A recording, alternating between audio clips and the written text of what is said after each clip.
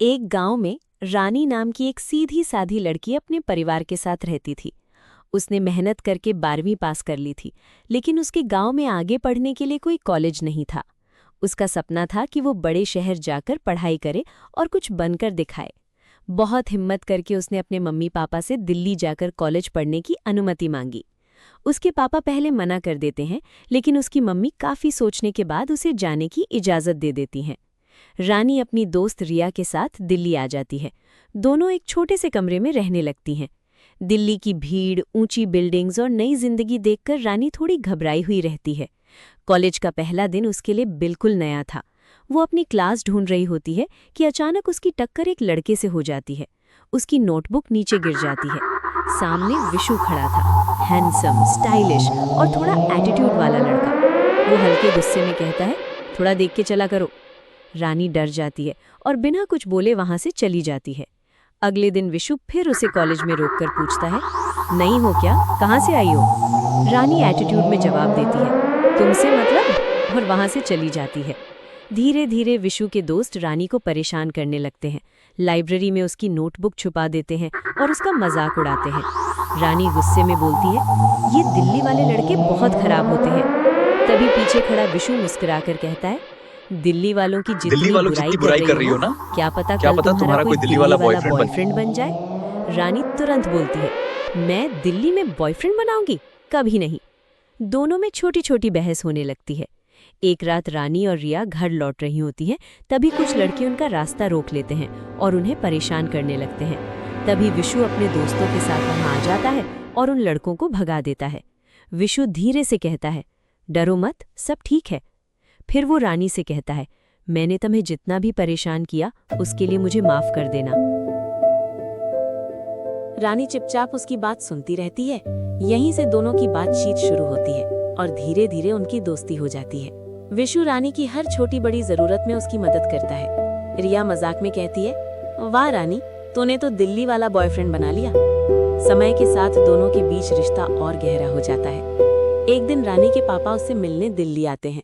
जब वो कॉलेज पहुंचते हैं तब रानी विशु से बात कर रही होती है। तभी उसके पापा दोनों को साथ देख लेते हैं। वो गुस्से में रानी को अपने साथ कमरे में ले जाते हैं और उसे बहुत डांटते हैं।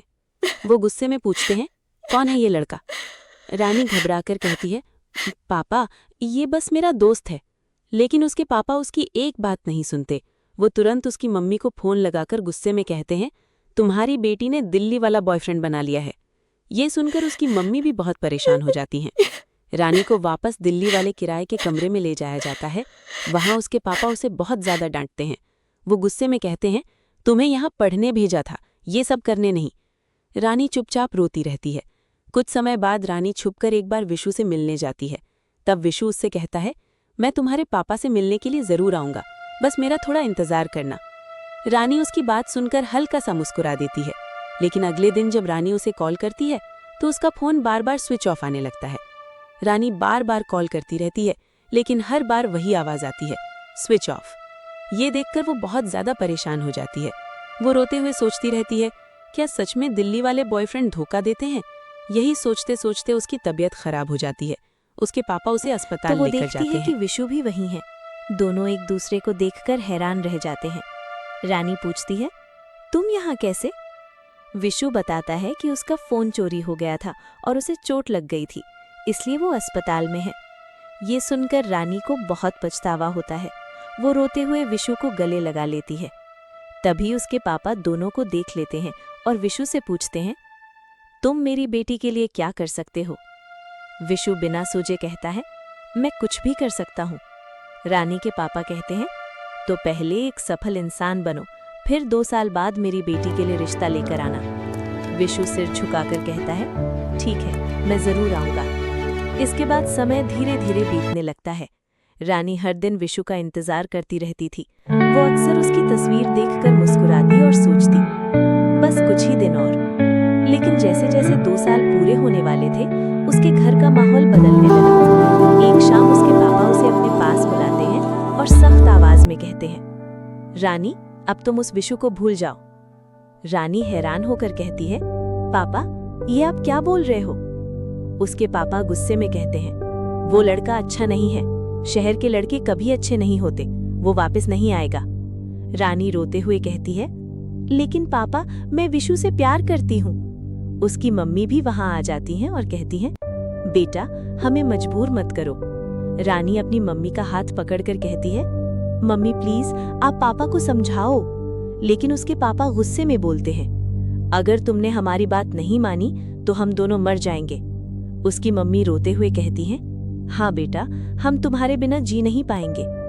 ये सुनकर रानी पूरी तरह टूट जाती है। वो अपने कमरे में जाकर बहुत रोती है और विशु की तस्वीर को सीने से लगाकर कहती है, मुझे माफ कर देना विशु, मैं बहुत मजबूर हूँ। आखिरकार अपने मम्मी पापा की खातिर वो उनकी बात मान लेती है। कुछ दिनों बाद उसके घर में शादी की तैयारियां शुरू हो जाती हैं। पूरा घर रंग बिरंगी लाइटों और फूलों से सज जाता है, लेकिन उन सजावटों के बीच रानी की मुस्कान कहीं खो चुकी होती है। काली कार गांव के बाहर आकर रुकती है। उसमें से सूट पहने विशु बाहर उतरता है। अब वो एक सफल बिजनेसमैन बन चुका था। जब वो रानी के घर की तरफ बढ़ता है तो देखता है कि पूरा घर शादी की सजावट से चमक रहा है। ये देखकर उसके चेहरे पर हल्की मुस्कान आ जाती है। उसे लगता है कि शायद ये सब उसके लिए ही सजाया गया है। वो रानी के पापा के पास जाकर पूछता है, अंकल, रानी कहाँ है? रानी के पापा धीमी आवाज में कहते हैं, वो अपने कमरे में है। विशु जल्दी से उसके कमरे की तरफ चला जाता है। कमरे का दरवाजा खुलते ही वो रुक जाता है। सामने रानी दुल्हन बनकर बैठी होती है।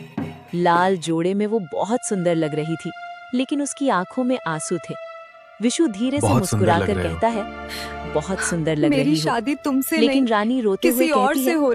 मेरी शादी तुमसे नहीं, किसी और से हो रही है। ये सुनते ही विशु जैसे अंदर से टूट जाता है। वो घबराकर उसके पास आता है और कहता है, तुम ऐसा कैसे बोल सकती हो? मैंने तुम्हारे लिए इतना सब किया, सिर्फ तुम्हारे लिए। उसकी आंखों में आंसू आ जाते हैं। वो रानी का हाथ पकड़कर कहता है, तुमने मुझसे वादा किया था। लेकिन रानी रोते हुए अपना हाथ छुड़ा लेती है और कहती है, मैं मजबूर हूँ विशु। इतना कहकर वो वहां से चली जाती है। विशु पूरी तरह टूट जाता है। वो भारी कदमों से घर से बाहर निकलता है और सड़क पर अकेला चलने लगता है। चलते चलते अचानक एक तेज कार आकर उसे टक्कर मार देती है।